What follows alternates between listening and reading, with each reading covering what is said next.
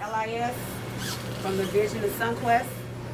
It allows the Vision to talk to SunQuest and transfer patient information from the Vision to SunQuest. All right. First things first. So what you would do is you would receive your samples in as normal, okay? Have them spun down. Now it's up to you on how you want to do your history check. You can either put them on here first. You can do your history check before you put them on. It's up to you on how you want to do it, okay?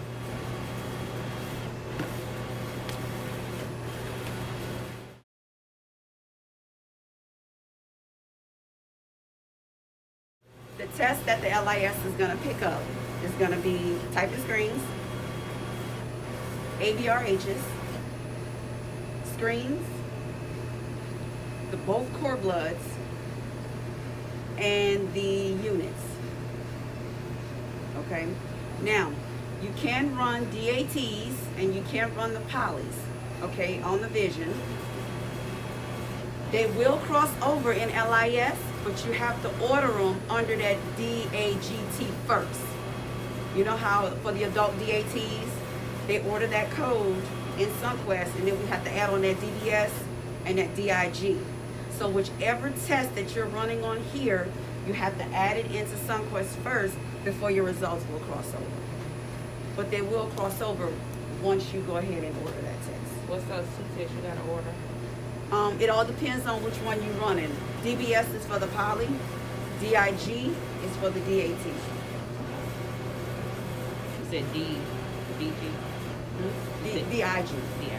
We also do ROGAMs on here. Okay. So the ROGAMs is programmed for just the ABRH on the mom when we get a ROGAM test. Okay, so instead of doing it manually or in the tube, you can just throw the sample on here, and in the process of that running, you can be doing your fetal screen. Okay.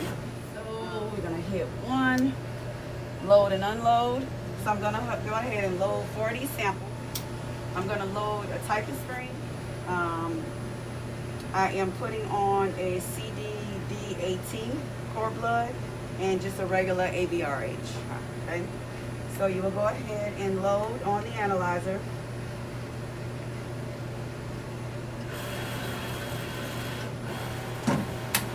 Close the door. And the instrument will recognize the barcode and the container ID number. And that barcode is associated with that container ID number. So whatever test has been ordered on that, the Vision is going to automatically pick it up and go ahead and start running. As you can see, it picked up. And it picked those two up, okay? So once it picks it up, you can go to the results if you want to, and you can see right here, this will be the patient's name, the container ID number, the profile testing, the status, the priority, results, and then the patient ID number. So everything is already in there. But when you do put the tool for the DAGT on here, that one you're gonna have to manually order it yourself because there is no code for the DAGT. It's DAT or poly on here. So there was no way for her to go ahead and link the two together because on how it's set up in SunQuest. Okay, so that's the only one you'll have to order manually. All right.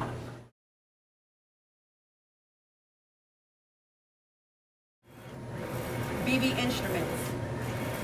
So BB instruments will be for units.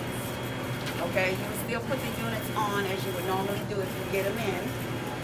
So you'll take 2 segments, put them in a 12 by 75 tube, put the big unit label on it.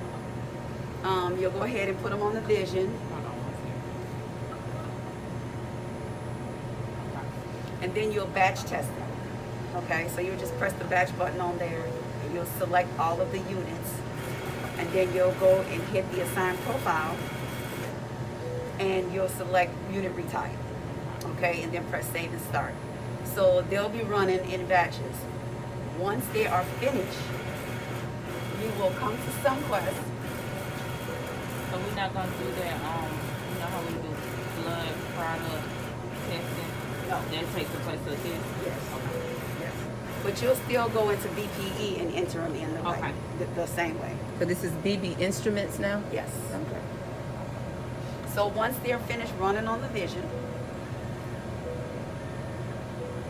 you're gonna come to BB Instruments Okay. right here, and you'll click on it, and you would see the cups in this area right here, and then you will click on OK, and when you click on OK, your units is gonna pop up. Okay. Once you click on BB Instruments, you select units, you click OK, this screen right here is gonna pop up. Okay. Okay, and you're gonna just verify all your units are there. All right. Once you verify your units are there, you're gonna click the release button for each one of them over here in the corner. You Okay. have to do it individually? Yes. And receive them, I mean, release each one individually? Well, you're releasing them as a batch. No, but you have to select them individually on this side. Okay. Okay.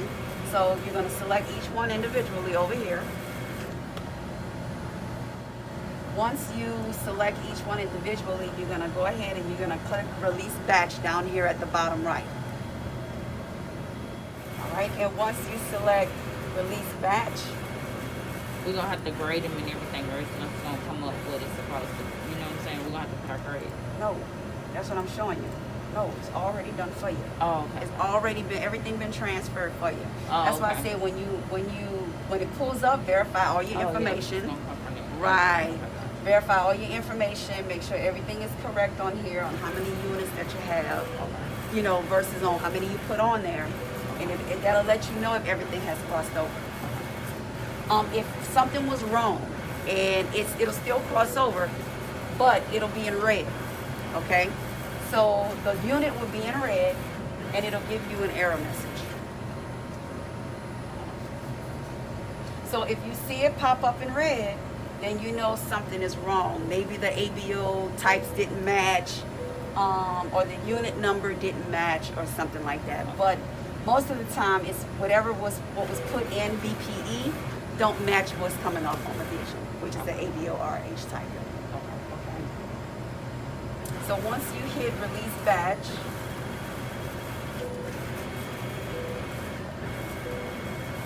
this is going to pop up all released instrument data files successfully. And once that says successfully, then you know everything has crossed over. And then you just hit OK.